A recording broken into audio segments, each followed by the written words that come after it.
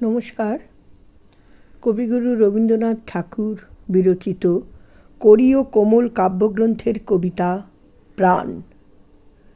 মরিতে চাহি না আমি সুন্দর ভুবনে, মানবের মাঝে আমি বাঁচিবারে চাই।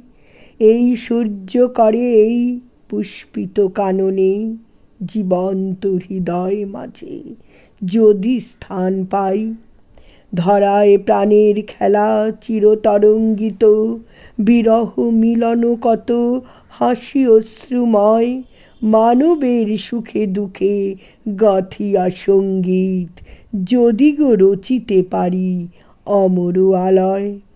তা যদি না পারি তবে বাঁচি যতকাল, তোমাদেরই মাঝখানে লোভী যেন ঠাঁই। তোমরা ভুল তুলিবে বলে সকাল বিকাল, নব নব সঙ্গীতের কুসুম ফুটাই।